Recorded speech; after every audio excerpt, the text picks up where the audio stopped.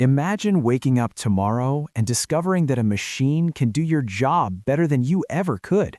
Not in 20 years, not in 10, right now. According to the International Monetary Fund, artificial intelligence will impact 40% of all jobs worldwide. But here is what nobody is talking about. The countries that can least afford this disruption are the ones getting hit first and hardest. For the past 3 decades, countries like the Philippines and Bangladesh built their entire economies around one simple idea. They would do the work that wealthy nations did not want to do themselves. Call centers, data entry, transcription, customer support. These jobs were supposed to be safe from automation because they required something machines could never replicate: the human touch, the ability to understand context, the skill of speaking naturally with another person. That assumption just collapsed. Large language models can now handle these tasks in seconds at a fraction of the cost. The Philippines has a $37 billion outsourcing industry that employs over 1.3 million people and contributes more than 7% of the country's entire GDP. The IMF estimates that 89% of these outsourced service jobs are at high risk of being automated by artificial intelligence. That is not a prediction for some distant future.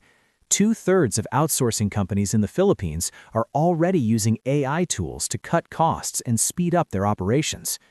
Major American companies like AT&T, Google, and Accenture outsource massive amounts of work to the Philippines. But if artificial intelligence can perform the same tasks faster and cheaper without requiring health insurance or vacation days or human resource departments, those jobs become the first casualties. A single slot in a server rack could soon replace an entire call center in Manila. And this is not just about the Philippines. India's IT sector employs 5.67 million workers and contributes roughly $254 billion to the economy every year. Recent research shows that 68% of Indian white-collar jobs face automation risk within the next 5 years. The warning signs are already flashing. India's biggest tech companies, including TCS, Infosys, and Wipro, saw 64,000 employees leave in a single financial year.